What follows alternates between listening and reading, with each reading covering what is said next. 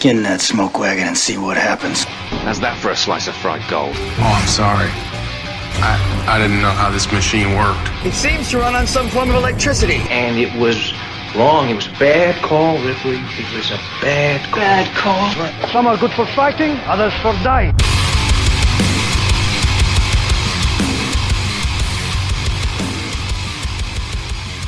It's Just Two Movies. Welcome back to another episode of It's Just Two Movies. My name's Daniel King. With me today is Jackson, back in the house. If you've never listened to this podcast before, what we do is we watch two movies. One of them's good, one of them's bad. You get it. We're having beers, we're having laughs. Jackson, what's up, brother? Yeah, Jackson's in the house, man.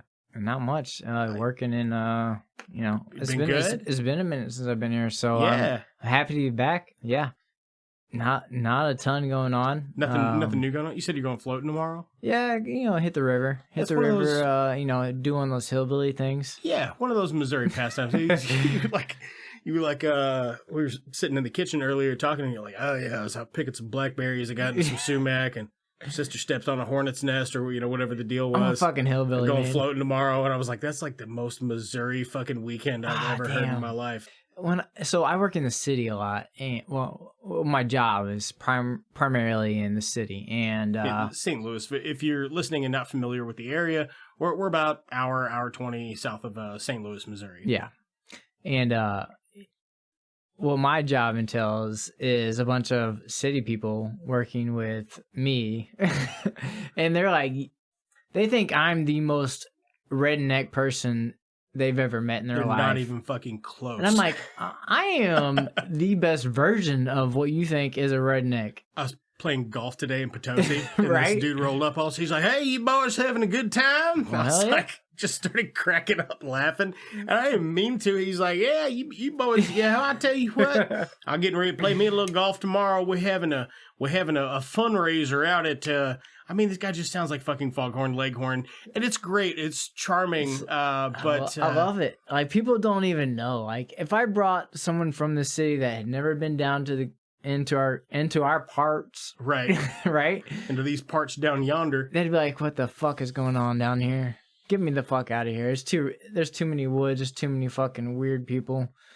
This is banjo playing weird shit." Yeah, there's really two main professions around here, and it's sowing seeds and cooking dope.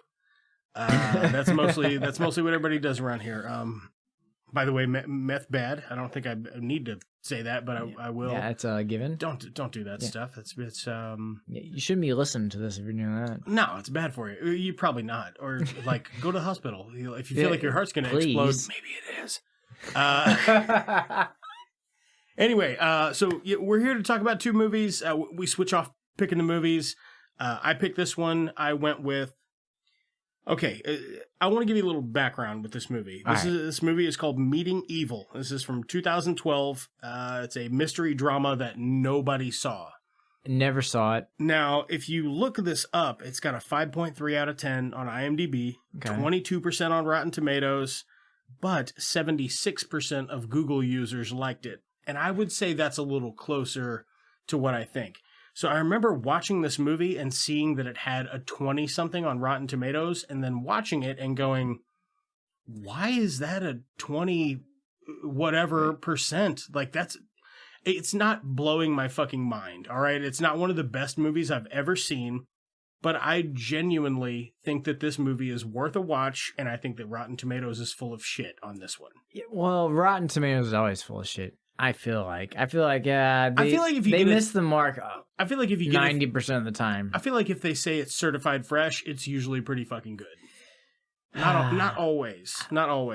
But the main reason... Just, I have a conflict of interest with them just because they're...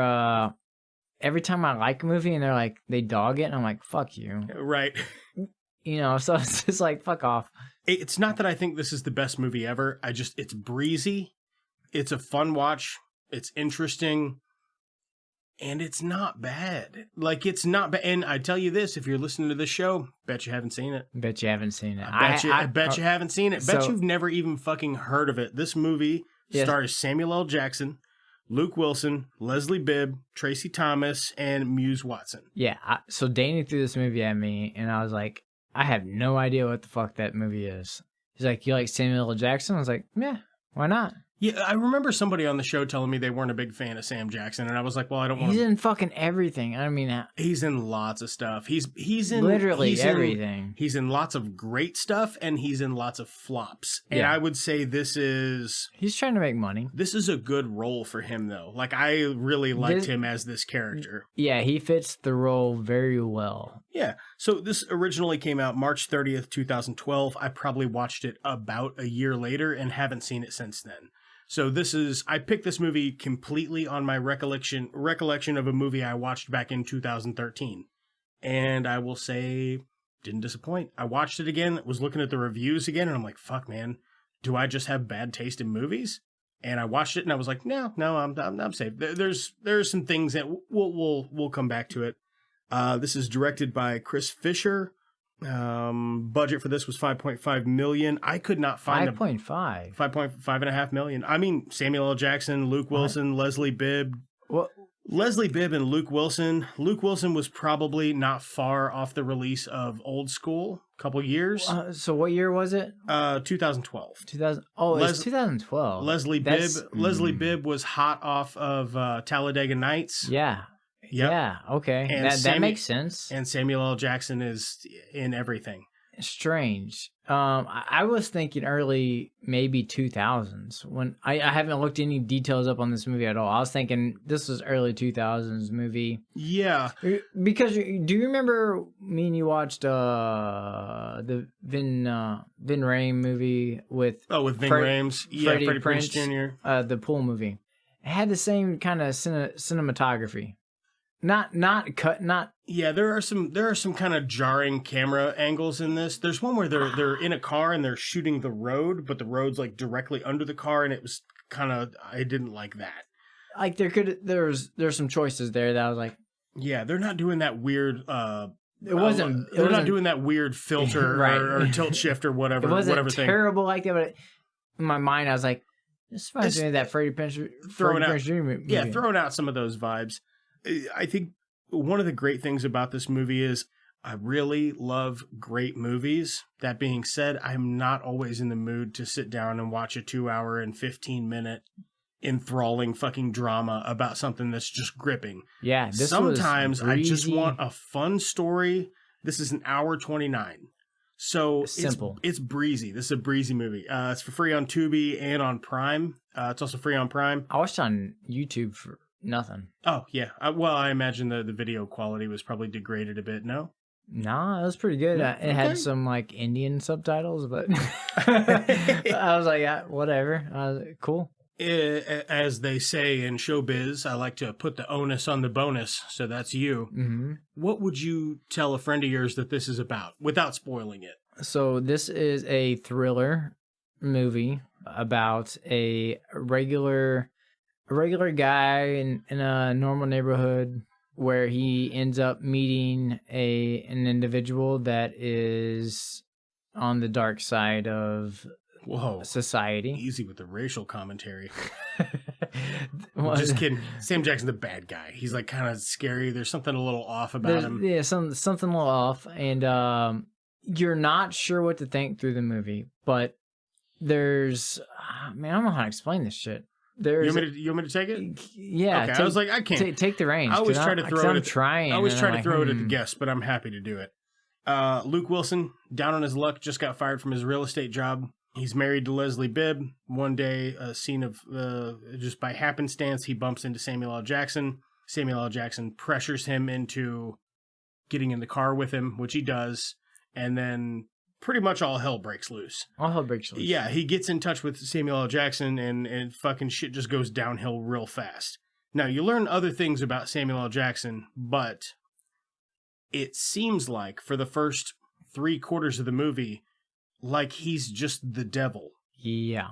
So the reason I have trouble explaining this movie, is I have Fight Club vibes the entire time.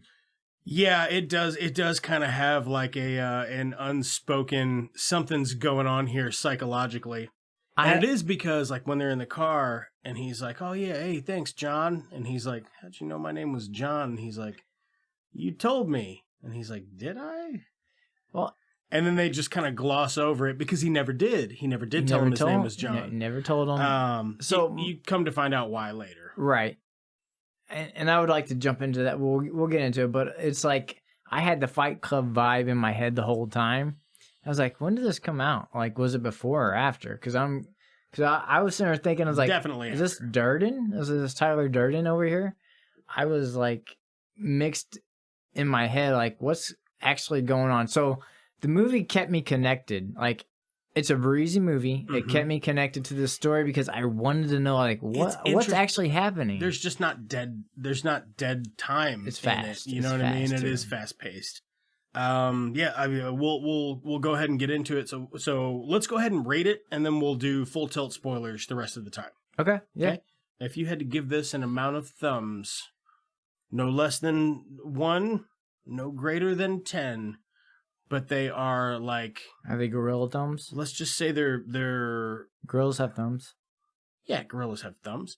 But let's say that they are Samuel L. Jackson thumbs wrapped around the steering wheel of a fat-ass Pontiac GTO. All right. By the way, the car... If you're into cars, I'm not a huge car guy. So I love a fucking Pontiac GTO, man. I mean, who doesn't? Dude, it's you need the Firebird on the front lid. I mean, that's a horny ass car, man. It's a beautiful ride. Anyway, yeah. How many Samuel L. Jackson thumbs wrapped around the steering wheel of a Pontiac GTO would you give this movie out of 10? I'm gonna be generous and give it an 8, soft 8. Yep, I'm also gonna give it an 8, a soft 8. I think that's actually perfect. That's where I'm at with it, and you know, you threw it at me, and I never even heard of this fucking movie. I'm like, what the fuck is this? Nobody has. I don't know what else came out in March of 2012, but this just, and it's not bad. It's though. not a bad movie. Is the part that fucks me up. It's not a bad movie. It's not a bad movie. Well cast.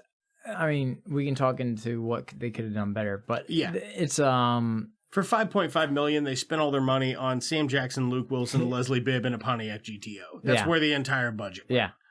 Yeah, they gave the actors the money and threw a story at it. Which the story wasn't... I enjoyed the story because it kept me...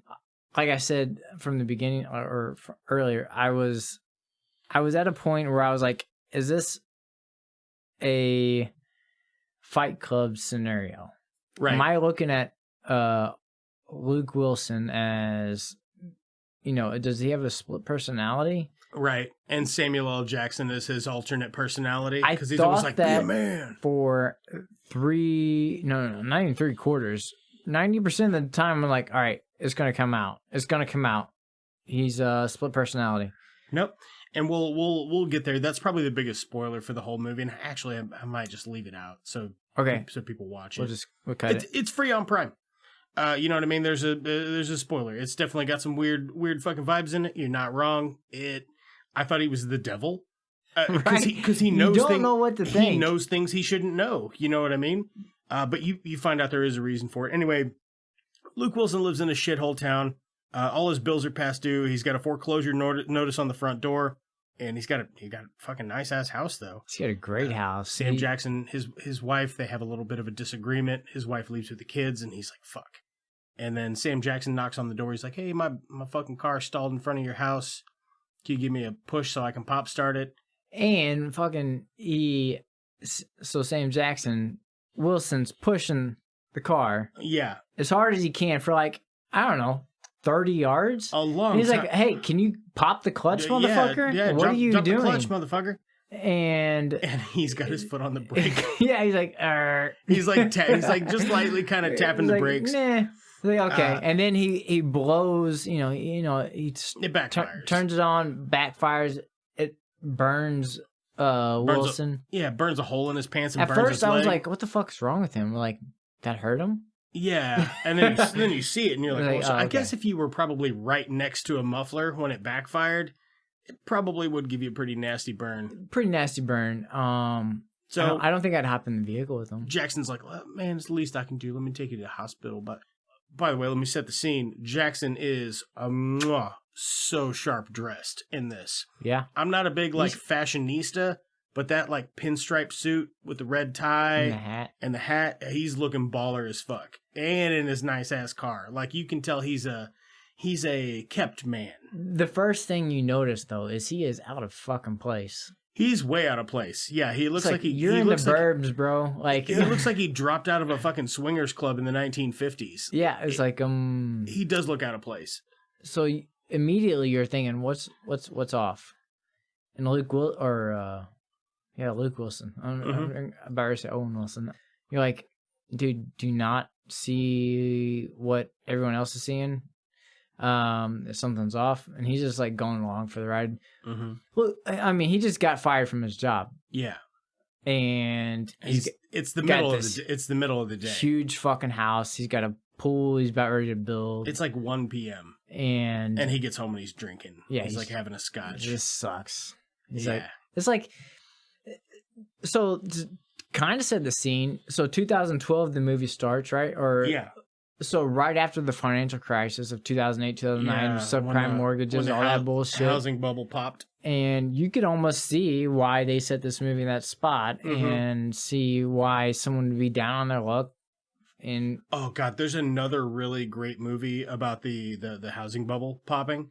It's not the movie that you're thinking I'm going to say, but there's another movie that's fucking weird like this that nobody heard of. It's called Arizona. And it stars Danny McBride. I want to do that movie on this show really bad. Like as soon as I started watching this movie, I was like, fuck, I should have picked that movie. So I wrote it down, and when I go back and edit this, I'll remember that and be like, that's going to be my next pick. Nice. It's a fucking great movie. I've never seen that one either. It's just because I watch so many movies. I don't know. But Samuel L. Jackson is so menacing in this, and we're not going to go through every little beat of the story. There's a bit where Luke Wilson and Samuel L. Jackson separate, and Samuel L. Jackson beats a woman to death in the cell phone store. Yeah. And then they're in a car, and he's just twirling the bat out the window that he used to beat her. It's like a little tiny bat, like a commemorative baseball bat you'd get at like a Busch Stadium or any other stadium, I guess. Like a little tiny bat. It's just a miniature baseball bat, like the kind that you could grab it and be like, yeah, I could definitely bash somebody's skull in with this. Maybe that's why he took it. It's covered in blood and bits of hair like wavering off of it, and he's just twirling it out the window like a psychopath. Yeah, and Wilson's driving with his affair girl, and he's like, yeah, let's just take him to he needs to get to the not junkyard, but the impound because his car is impounded somehow because he parked in the handicapped spot. Yeah. It's like, dude, I told you not to park there. Yeah. So throughout the movie, this is about like a third of the way through the movie, Jackson has actually killed several people already, but Luke Wilson hasn't witnessed any of it. No one's witnessed any of these killings. So this trucker, they're having a spat with this trucker. Samuel L. Jackson gets in the driver's seat and runs the trucker over, and then they're like going to get help because this guy's dying, and Samuel Jackson is literally whistling Dixie. Yeah, because he could not give a shit. He doesn't care. He's like, just the whole time you're thinking is like, is this his evil conscience the whole time playing like, I really don't give a shit. Yeah. I just got fired from my job. I owe this much money on my house. I have an unbuilt pool. I feel like, my whole thought process during the movie was Samuel L. Jackson is, the dark side of Wilson, and it seems that way. And you're thinking, or that he's Satan, or he's a terrible, or he's just the worst person on earth. He's just here to fuck this dude's life up. Yeah, he seems like almost supernatural because he knows things he shouldn't. And he's never there in the right place. Now there is some shit I will say doesn't look amazing. Like when they run that dude over with the car. Yeah, some of the special effects are a little bit lacking. Yeah, they're lacking. It's clear they spent all their money on 3 people of the cast and a car. Yeah. It's pretty clear because they weren't green screen and shit. There's some practical effects in this, and a lot of it is just, it's like they cut it in such a way that they didn't have to do the effect. So I do appreciate the thought that they put into it as far as like, well, if we have to hit a dude with a car, but we're not actually going to hit the dude with the car, so we'll like we're speeding up to him, and then we'll cut to like the back tires of the car, and the crash sound, and then there'll just be like a hat fall in the middle of the road or whatever. And it doesn't look great, but it looks better than having a dummy get hit by a car. Yeah, I mean, he looks dead. Yeah, there's he does look dead. Some of the practical effects in this look pretty good. Some of them not so much. But it's not deserving of a 22% or whatever it fucking is. And here's another knock against it. Samuel L. Jackson's pistol that he has. The pistol he has, like in the beginning of the movie. It's an older looking pistol, isn't it? It's an older pistol. Yeah. There's one bit. Is it a revolver? It is a revolver. There's one bit where they actually show you, if you're making a movie or you're making a short film and you have a gun, like a prop gun in your movie, don't show the barrel. Like, don't show the width of the barrel where the bullet actually comes out. Right. Because when he's like pointing that gun around and I got to look at it, I'm like, that's a 22 caliber pistol. That's like a step up from a pellet gun. Right. I mean, you could still absolutely kill a person with it, but it is not. There's a bit where he goes into a gas station and then later the cops are in that gas station and they're like, I got 9 bodies and no witnesses. Yeah, the 9 bodies. You can't kill 9 people with a revolver. You can't kill 9 people with a 6-shot 22 revolver. There ain't no fucking way. Yeah, a lot of things didn't add up. Yeah, so that's a knock against it. But honestly, it took me a really long time to pick up on that. And if they wouldn't, it's because I have any knowledge of firearms already. Right. If I had no idea, if I couldn't tell you the difference between a 45 and a 22, I wouldn't know. I would be like, he's got a gun. I didn't pay that close attention. I know pretty. I'm pretty well. I have that revolver. I have that same revolver that he has. It's less ornate, but I do have the exact same revolver. Gotcha. Doesn't matter. This is not the gun show. It's the gun show. What are we talking about? It's not the gun show. I got the guns right here. No, I'm sorry. Yeah. So they end up at a farmhouse. They do. And Wilson. So Wilson at this point is still asking for help. He's like, "Oh, we just hit a guy. We need to call the ambulance, call 911." Oh yeah, and call the fire department, call Ghostbusters.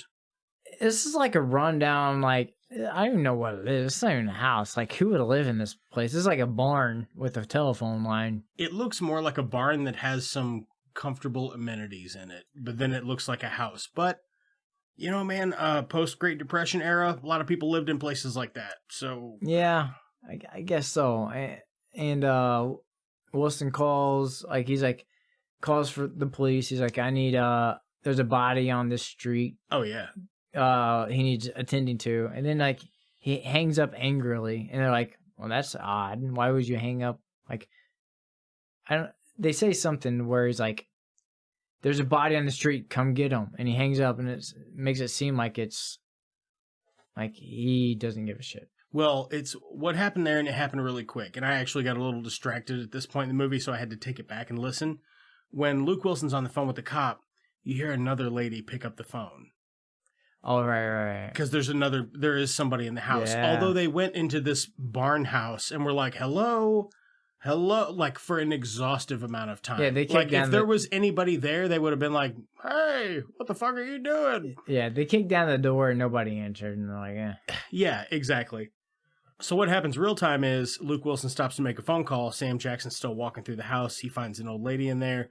She picks up the phone and he kills her. Off screen, no one sees it. Yeah, off screen, you don't see it. And he even tells Luke Wilson's like, I know there's another woman in this house. Because there was a click. Yeah, he's like, what'd you do with her? And he's like, just turn your back. He's like, don't worry about it. He's like, just don't worry about it. Just turn your back on it like you do everything else. You know, you've been doing it your whole life. What's one more? You're a coward. And the whole time he's like, man, somebody will disrespect Luke Wilson because he's kind of a doormat. And somebody will disrespect him. He's like, man, we should cave that motherfucker's head in or whatever. He's like, really, really show him what for. Tell them they can't talk to us like that. Can't disrespect us. And he's like, yeah, be a man. He's always like, be a man about it. Be a man about it. But he's a murderer. Yeah, well, Luke Wilson also comes up to Samuel Jackson and is like, don't mistake my kindness for weakness. And Sam Jackson comes back and is like, what should I take it for? What should I mistake it for? Yeah. Yeah. So real time, while all this shit's going on at the farmhouse, there are cops at Luke Wilson and Leslie Bibb's house. And I fucking love the scene where he's like, after Luke Wilson is apprehended, but Samuel L. Jackson's still free on the run. Yeah. And there's the lady cop played by Tracy Thomas, goes back, and she's like trying to break Leslie Bibb. She's trying to give her the business. So Leslie Bibb's sitting there on the couch with her son and her daughter. So Luke Wilson's wife. Oh yeah. And she's like, the cop says something insinuating that Luke Wilson is a murderer or whatever. Like, your husband did this and he's a murderer. Yeah. He's on the run. He's on the lam now. Like, what's the problems in your life? And Leslie Bibb covers her son's ears. Yeah. And says, I will slap that fucking smug look off your fat ass before you can even get off my fucking couch. Yeah, and then she's like, you her. need to get the fuck out of my house right now. And then she takes her hands off his ears. And the cop's like, all right, fine. She gets up and starts walking out. She's like, man, she gave me the fucking business. And then she's like, why, hey, before I go, why did you cover your son's ears and not your daughter's? And Leslie Bibb said, so my daughter knows how to defend herself and my son knows how to speak to a lady. And I thought that was one of the best lines in the movie. Oh yeah, that's great. And then she's like, grab a cookie on your way out if you want. They're fat free. They're fat free, yeah. Which the lady cop, again played by Tracy Thomas, she's not fat. She's not. You wouldn't even say she's like chunky. No, she's pretty trim. I was like, that doesn't even add up. But I guess is that a dig? I think that's a thing for ladies. Woman yeah, dig, you know. But ladies, if you're fit and you know another lady who's fit, and you're like, psh, fat bitch. Yeah. Is that a super Pretty burn? sure that's what it was going for. Because it's not a burn for us. We're just like, yeah, whatever. Yeah, fuck you, man. Whatever. Cool. Yeah. Fucking fat from eating whatever. all that pussy. you know. Yeah, you like to eat, fuck you. And I don't want to be too wrapped up in like philosophical discussion about it, but I feel like this movie really does kind of speak to the duality of people. Yeah. Like a lot of days I really feel like Luke Wilson. You know what I mean? I really do. I just want to be nice. I want to be pleasant. I want things to go easy. I just taking it as it comes, baby. Ain't no big deal. And then some days you want to turn Some evil. days I feel like Sam Jackson, and I will be talking to an individual face to face and think I could cave your fucking head in right now. I could do it. I could just fucking cave your skull in and you would cease to be, and I wouldn't have to have this conversation ever again. I mean, there's a duality to everything. So when you see his nice side and you don't see the dark side of him, you're like, where is that dark side, Luke? Bro, you got that dark side. Where is it? Yeah. He never shows it. Yeah, exactly. Like I said, there's that duality part to every aspect of everything that we do in this world. For sure. Not to get, like you said, philosophical. Yeah. I just wanted to touch on it. But it is there. It's there. And you're seeing the contrast between exactly. I think this is just both characters, and it's like, is that him? It is, yeah. It's showing you the contrast of the two archetypes or whatever you want to call them. And I think it's done quite well because Samuel L. Jackson is just a fucking maniac. Yeah, He's just a maniac. Like the things that he does when he doesn't do a bad thing, it's just as confusing as when he does. He plays this role very, very, very well. He's chaotic neutral. If you play any Dungeons and Dragons, he's the most chaotic neutral. It's like he might actually. I think he's lawful evil. He's bug-eyed, wide-eyed. This whole movie, like he doesn't even. He's creepy. He doesn't shit. Like you're confused what to think about him. You're like, man, you're evil as fuck. But I don't know what to think about you either. It's like I know you're evil. So eventually, the cops release Luke Wilson because they don't have enough evidence to hold him. Or no, they find the lady he had an affair with, and she actually corroborates his story. She's like, I was just with him. Mm-hmm. Sam Jackson dresses up as a cop that he murdered prior and shows up at Luke Wilson and Leslie Bibb's house and is like, oh, yeah, your husband's being released or he'll be here shortly. I just had a couple more questions to ask you. And then when Luke Wilson gets home, he's there. Yeah, and his wife, what's her? Leslie the hot Bibb. blonde. Things escalate. and eventually the two of them are fighting outside in a fucking mud pit, and Sam Jackson is shot and killed. So I don't want to give away the spoilers good hook there. Yeah, there's a really good hook at the end of this movie that actually made a lot of sense. You're along for the ride the entire movie. Like it kept me, like it's not a long movie. No, like you said, breezy. Yeah, hour 29. There's parts of the movie where I'm like, I'm not into it, but I'm like, my mind was like, I need to connect some fucking dots here, man. I don't know what's going on. I never knew what went on until basically 95% of the movie was over. Yeah. Like, oh, okay. You figure it out in like the last 6 minutes. And it's a pretty good twist. Like, all right, that makes sense. Yeah. It's not Shyamalan, but it's a good movie. Yeah. I'm solid for, a 2012 mystery drama or whatever it keeps you on the hook like a big bass that gets away at the very end, hillbilly shit. No, all about that, unfortunately. So I mean that's gonna wrap it for Meeting Evil. I've been super busy this week, so I did not have time to come up with a really compelling bad movie. So instead, we're going to watch Snakes on a Plane. Snakes on a Plane. Because it has Sam Jackson in it. And I've never seen it, so it might be equally as... It's real bad. No? It's real bad, real dumb. We're going to go check it out, though, and then we'll be back to tell you a little bit about snakes on a motherfucking plane. On a motherfucking plane? Is it fucking? Motherfucking plane. Mother. We'll be right back. If you or a loved one have issues opening beer cans, coughing, sneezing, snotting when it's inappropriate, you understand that it's time to take your life back. Contact your doctor about schmaltz. Schmaltz is not a pill. It's a biannual injection that you have to take inside the walls of your rectum.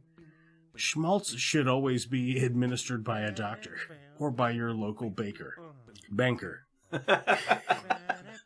Do not take if you're allergic to schmaltz. Some people experience side effects. Shitting your pants. Permanent blindness. The inability to taste asparagus. The inability to detect magnetic north. Color blindness. No. Physical aversion to daytime comedy television. And indigestion. Because the first one is shitting your pants. Take your life back. Contact your doctor and see if schmaltz is right for you.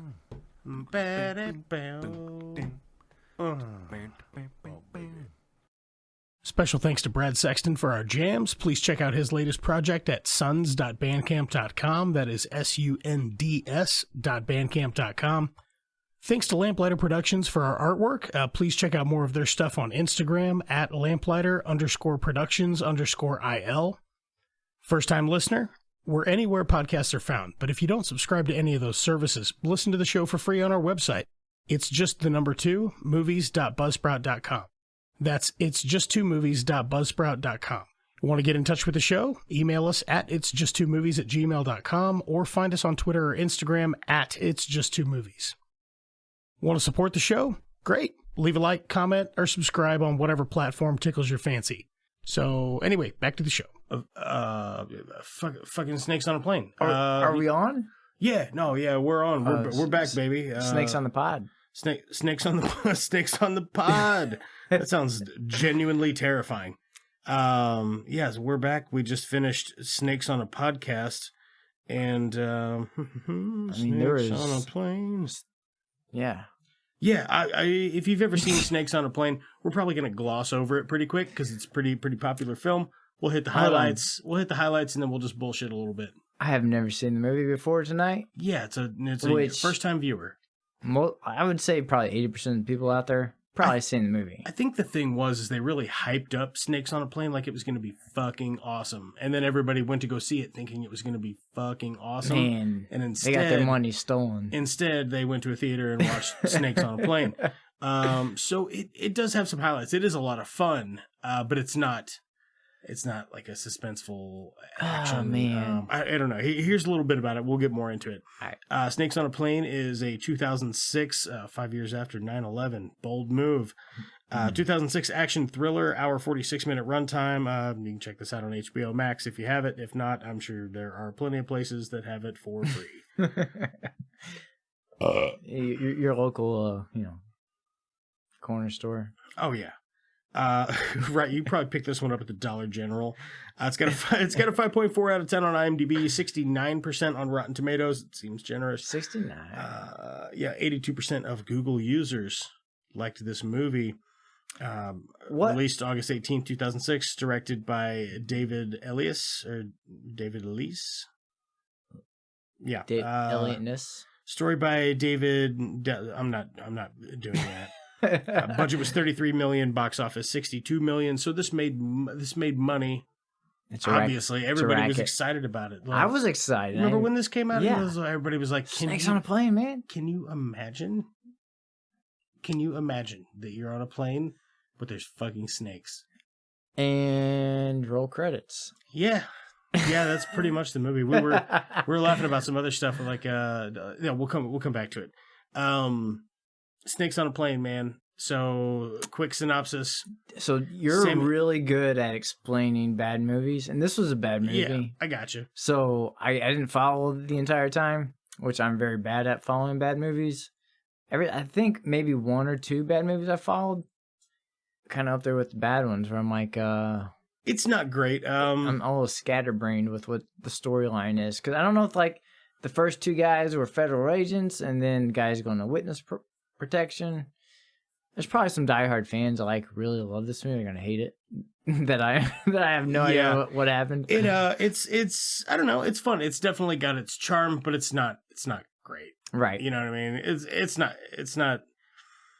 It's just Snakes on a Plane. Samuel L. Jackson, he's a hard-nosed cop, and he's got Nathan Phillips, and Nathan Phillips he's a witness, and he's going to help bring down a crime boss, but they have to get him on a plane. It's the plane in question, in case you're wondering.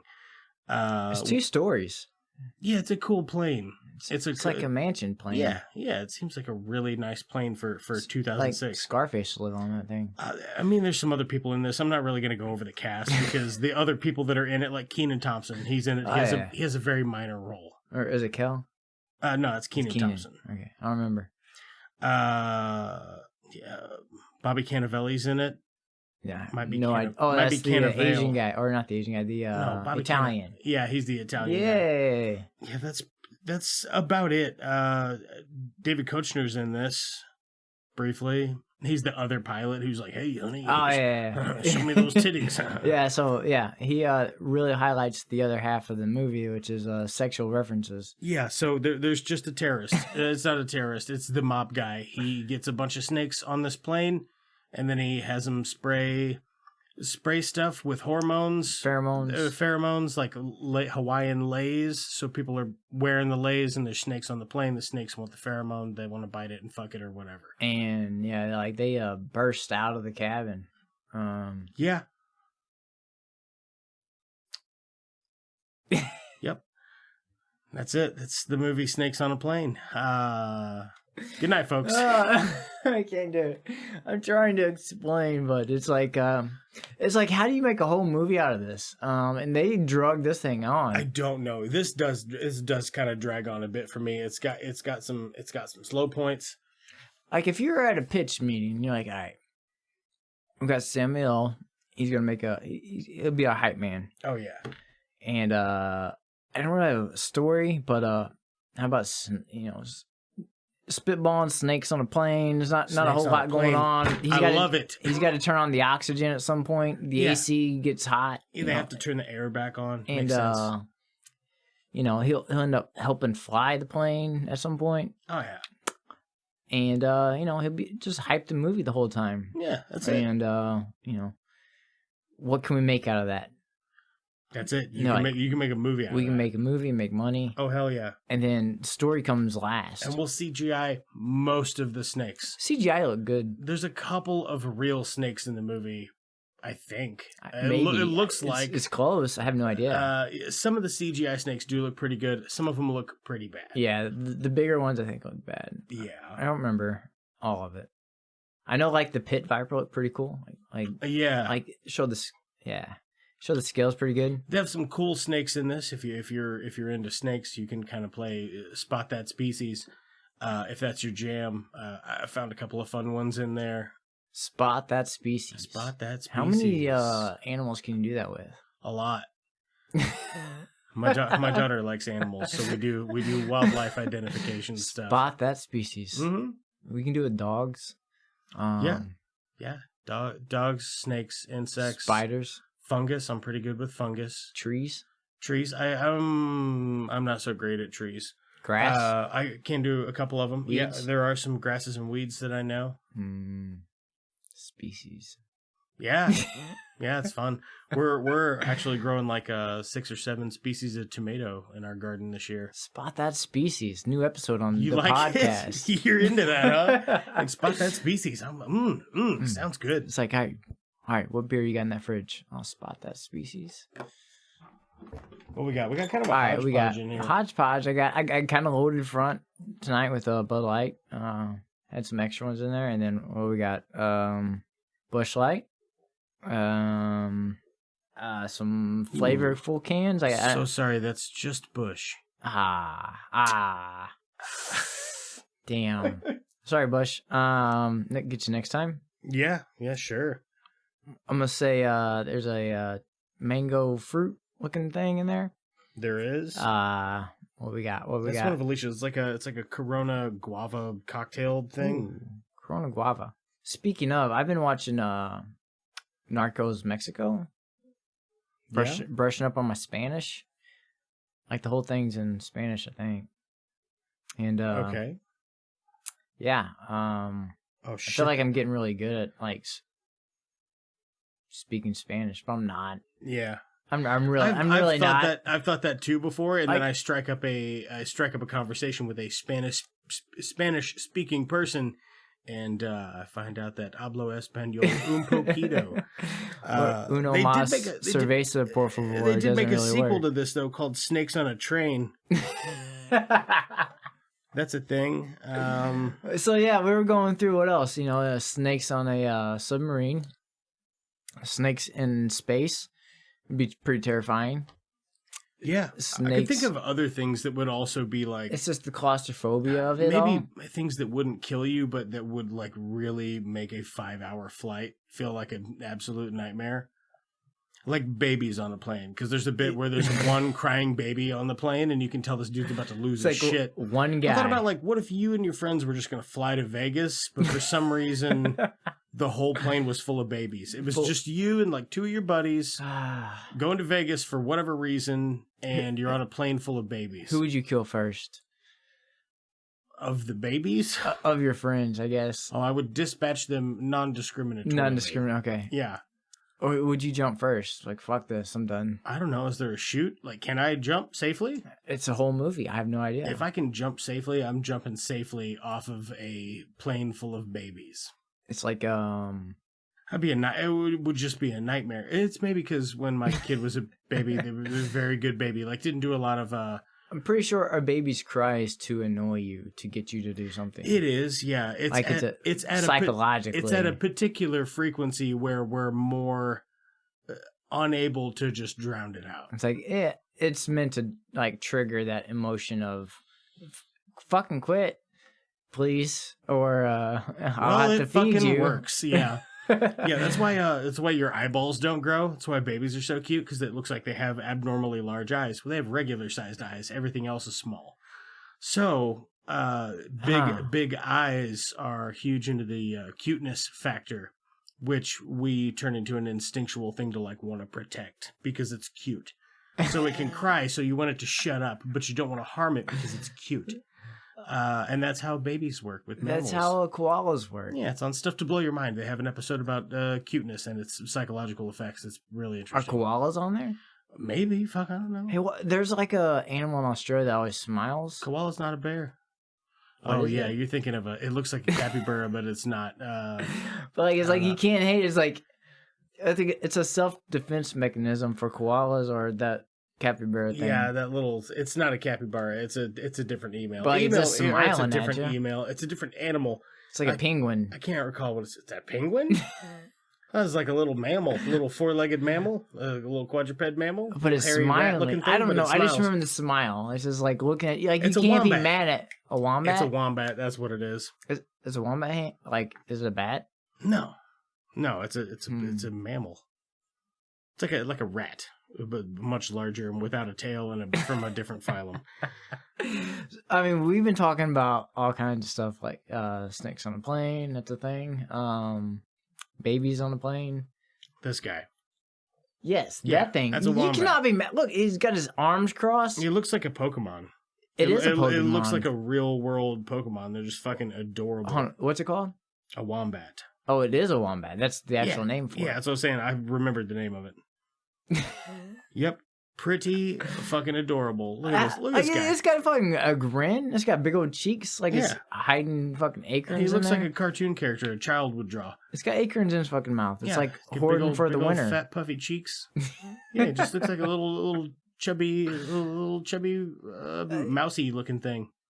What if they had rabies and were like violent? Violent. That's what I was thinking. Like the South Park episode where woodland creatures, where they're terrifying. Oh yeah, and they love murder. And it's very terrifying. Yeah, they're all like, "Yay, hooray, Wonder Friends," or whatever their thing play is. In the blood. What would you? Anyway, back to snakes on a plane. We have to talk about snakes on a plane at least a bit.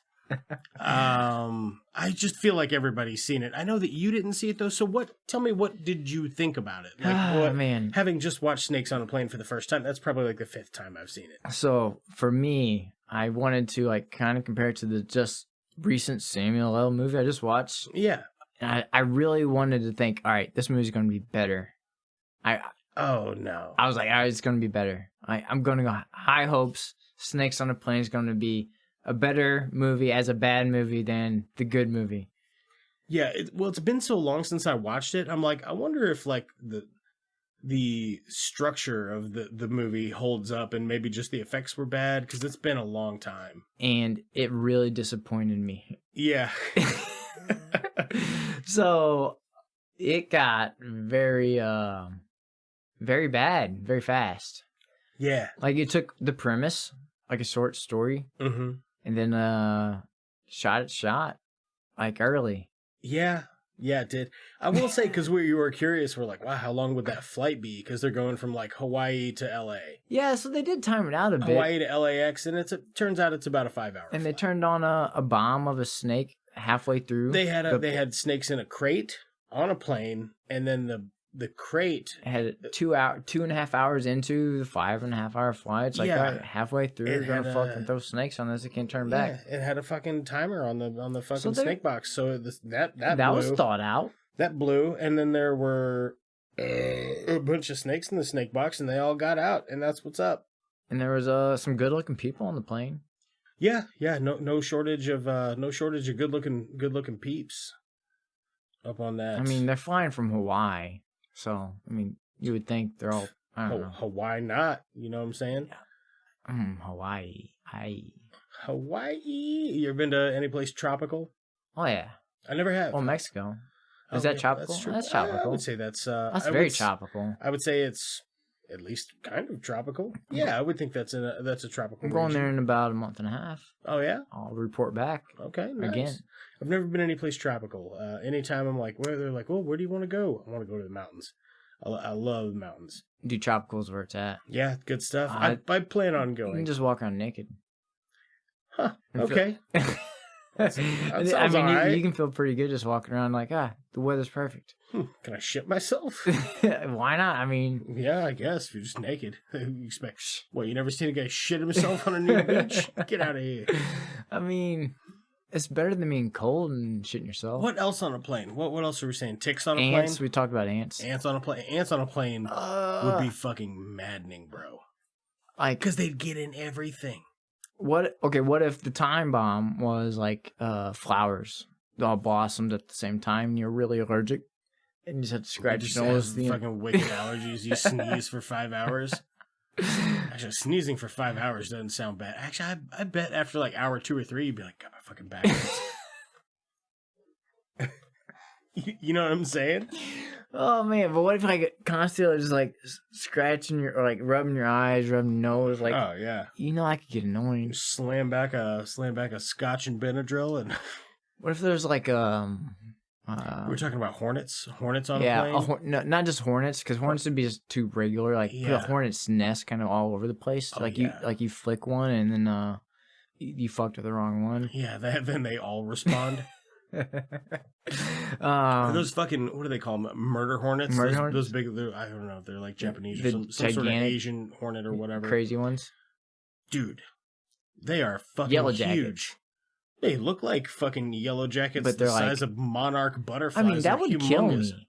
Like, the size, it's like an inch and a half. It's not that bad.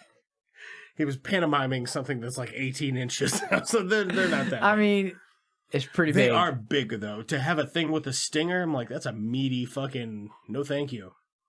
How about old ladies on a plane? And they want to show you all the pictures in their purse? Oh my god! Because they can't work. They can't work a smartphone. It's like, oh man, no. I mean, yeah, but I couldn't do it. No. Who's the first old lady you'd kill? That would be the storyline. Like, oh fuck you! Stop! I hate your kid pictures. I hate the smell of the mothballs. Yeah. What if there was it's like dust on a plane? Oh shit, a really dusty plane? That would suck. And then the maid didn't come through until halfway through the movie. Started dusting up a little bit. In this particular crazy plane, they have a sprinkler system, and somebody's freaking out, and the sprinkler system turns on, and then it's mud on a plane. I mean, you could almost have fun with mud on a plane. I'm not on a plane. You can have fun in the mud for show, but not on a plane. You just sit there covered in mud for 5 hours. Oh, man. Listening to a baby cry who's covered in mud. What if it was like just egomaniacs on a plane? Just everyone want to tell them their story. Bragging about their shit. Like, yeah, just like guy runs a bank, guy's a CEO. Like they're like, hey, like a politic, it's like, hey, let me get your attention. I think you could make that fun, because if you're the only person on the plane that's not an egomaniac, you can actually manipulate them. You could be like, hey, you hear fucking so-and-so said he's better than you and you're a piece of shit. It could become a game of like... You go up to the pilot's pit and be like, hey, I got a game running back here. You want in on You start a game of Clue. Start, like, this guy's going to kill you. Yep. Sorry. Just flicker the lights off and... General Custer in the kitchen. Joking, of course. Murder's not okay. You know that, though. You know we're joking. It's a funny podcast sometimes. What else? If there's a bunch of different, like, Batmans? Like, several Batmans versions on a plane? That would be a really quiet flight. Just versions. Different versions of Batman? Like old, There's only young. like 2 versions of Batman that won't shut the fuck up. What about the Joker? What if you flip the Joker? Oh, God, no. No. Different Jokers. I don't have the patience for that. Like a very silly Joker, or a very like mean, like diabolical. I guess I would one? rather sit next to the mean diabolical one, and I would just go to sleep, because he probably would be quiet. Just bore you. It's like, well, because if it was a plane full of Bruce Waynes, they're just gonna go to bed.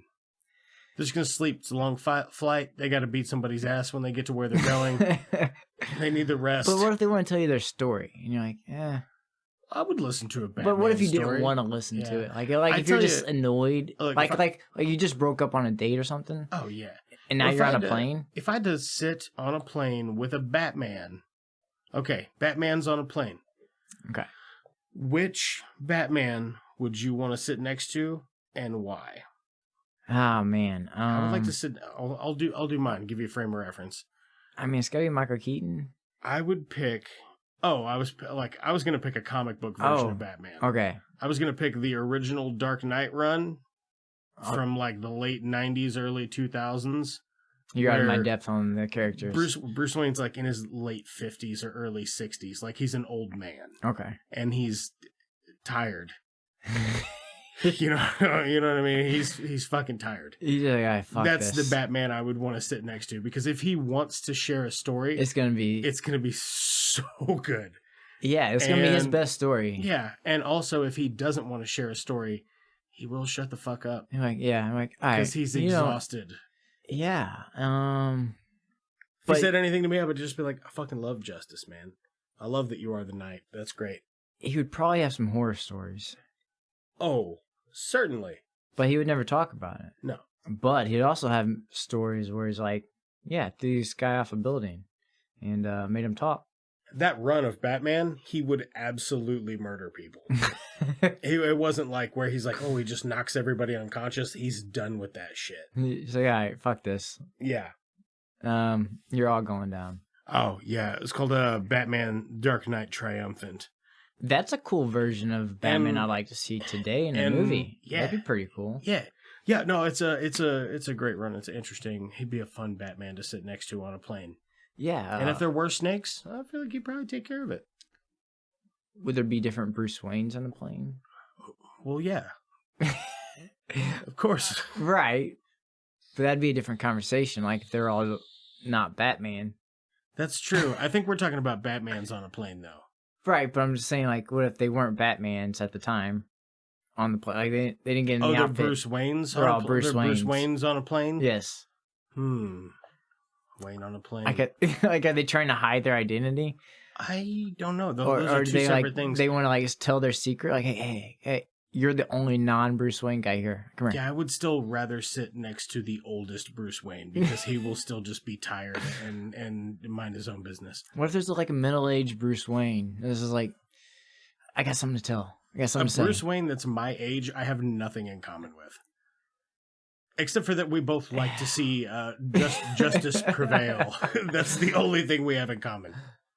There's a lot of things on a plane that would terrify me. I was on a plane once. Would you be? You didn't answer though. Which Batman? Oh. If you were Batman's on a plane, which Batman would you sit next to on said plane? I mean, I kind of lean towards the older Batman because like you made a good point. You made me kind of follow that storyline. And I'm kind of thinking, but prime Batman. Mm-hmm.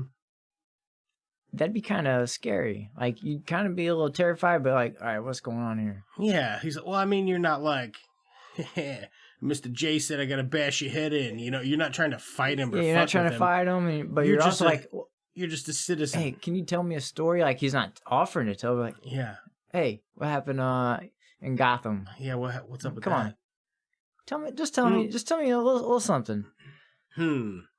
Yeah, because you're assuming that if it is Bruce Wayne, you're picking the Batman. Okay, yeah. So yeah, you're right.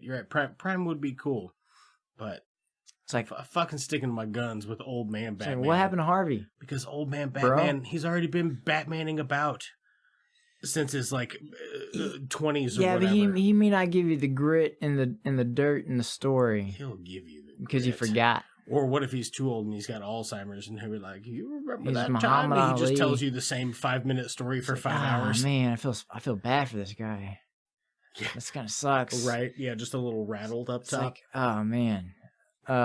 Sorry. What if he asks you? You went through that? Like he starts telling you the stories that you don't want to hear? Yeah. It's like, that's not the story I wanted to hear, Batman. I wanted to hear about the time you beat the shit out of Mr. Freeze. And he's like talking about like how he lost Robin or how he killed... I don't know. Just something mega sad. Yeah, it's like, I killed Catwoman. And then like he starts sobbing and crying. It's like, dude, that would be terrible. Let's rate this. I don't know how much more I can talk about. Bruce Wayne on a force plane? things on a plane. There's nothing to it. There's no reason for this movie to be an hour and 45 minutes long. That was how long we sat through that? Yeah, it was almost 2 hours. I know, it felt like a really long time. And now I did have a lot of laughs at this. There's a lot of jumps. It lends itself to making jokes about it. You know what I mean?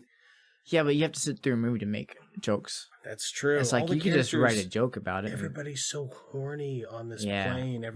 Before the snakes show up, then nobody's horny. Well, there's still a lot of sexual references. Except for the pilot. He's still horny. And he's like, a lot of imagery is like, oh, that was weird. Oh, the snake is his dick. You get it? It's like, you didn't have to put it that far in front of me.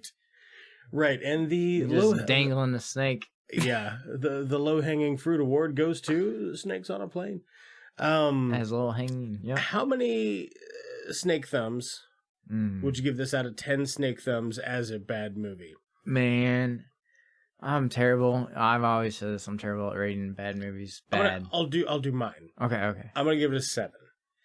As a bad movie. As a bad movie. If I were watching this as a regular movie, I'd give it like a 2, a 3. As a bad movie, though, I did have a lot of jokes with it. There was some stuff in it I thought was a lot of fun, but there is no... We've watched a lot of bad movies. They just made this movie as an end run to make some jokes that aren't very funny. If you swap out the main characters, this is so bad. Yeah, it really is. Samuel L. Jackson really does kind of help bring this thing together and make it not as schlocky. I mean, he's not great in the movie at all. No, he's not phenomenal in it, but he makes it... He's a character. Just imagine if it was anyone else. Anybody else, it'd be so just ugh. Like, I can imagine being Christopher Walken. Kind of funny.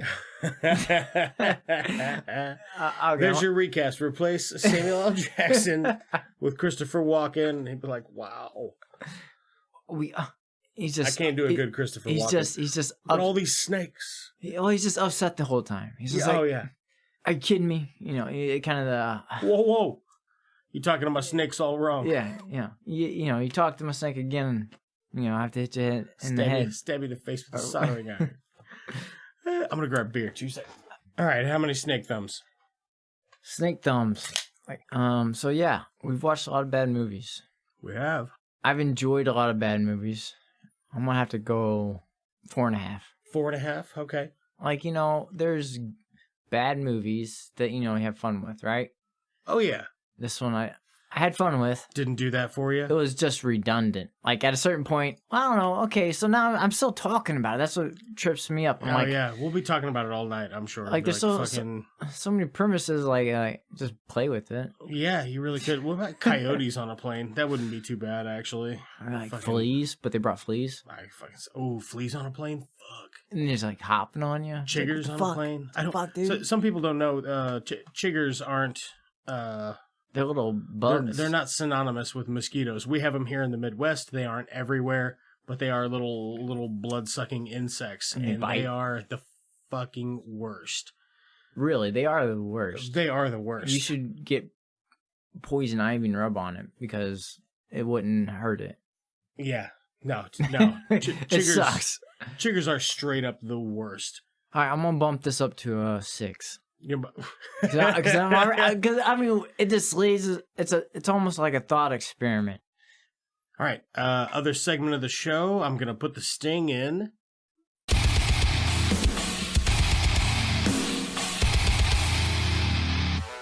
Hey, what you watching? I made a sting for this segment of the show. It's called "What You Watching." So, have you been reading or watching anything? Reading. Actually, I'm done reading. I don't fucking read shit. I'm done with it. No, I mean, not reading anything the rest of my life. I studied for the past 18 months for something, and I'm done. You done with it? I think. Did you pass it? I don't know. Oh, okay. Well, I certainly hope you did. Do you find out at some point? Yeah, it takes a while to find out. So, watching. I recently watched a few things here. If I remember, Sex, Love and Robots. Sex, Love and Robots. Yeah, I think that's pretty. Like I was telling you, I think that's pretty a good show on Netflix. I love that show. It's a series of short vignettes, much like the Ballad of Buster Scruggs, which is also a series of short vignettes, which is great. Ooh. You seen that? I have not. All right, check it out. It's like Western themed, but it's kind of the same shit. Yeah. Yeah. No, Sex, Love, and Robots is great. My favorite thing about it is they're all short episodes and they're all done by different animation studios. It reminds me of like a Reddit forum of those like a written like here's a concept, go with it, and the concept is dystopian robot nightmare or whatever or future dystopian robots. In this case, it's Love, Sex, and Robots. Okay. There you go. Yeah, those 3 things. You got to put those 3 things in every episode. So yeah, and you don't have to like sit through 2-hour movie, you want to sit through a series of shows to get to what you want. It's like, all right, I just want to chill out and watch something real quick and not have to commit time to something. Mm-hmm. And every episode, something new, something different. It's like something unexpected, kind of. It's like, oh, that's where you went with that concept. That's cool. So I don't even know how many there are. Oh, they're great. Man, I watched Blood Red Sky on Netflix. That was fun. Also involving shit on a plane. You'll find out about it if you decide to watch it. Yep. I'm not going to do anything for it on here. I might actually do a review for it on Instagram. But if you're going to watch it, I'll wait until you watch it because it'll be spoilers. Yep, I haven't seen that one yet. Yeah. Also, actually, I did watch a couple of things. I went to the drive-in. I watched Black Widow. How was it? It was great. Was it? It was great. Yeah, Nice. I'll put a thing on. I'll put a thing online for it. And I watched Jungle Cruise, which I actually enjoyed way more than I thought I would. Really? Yeah, I really did. We took my daughter, so it was like that's the movie she was excited to see. So we watched it. I could see being excited to watch that movie. It's kind of like it's a cinematic like jungle movie. It's got a Pirates of the Caribbean meets Indiana Jones kind of thing going on. Was it like big kind of? It's a big production. Big production. If that's what you're getting at, yeah. Well, yeah. That's it looks like we've been talking for a long time. We have been talking for a long time. Let's call it let's call it. Everyone call it snakes on a plane and snakes on a train. Snakes on your brain. You guys aren't going to start sucking each other's dicks, are you? Let's call that phone talk! We're a one-eyed Batman! Can I make a suggestion that doesn't involve violence? Or is this the wrong crowd? Maybe we should call in a bomb threat to Houston. I think it's free beer night at the Astrodome. The Jedi, Bob. We don't fight with guns, we fight with our mind. Cousin, businesses are booming. That is one big pile of shit. Jog on.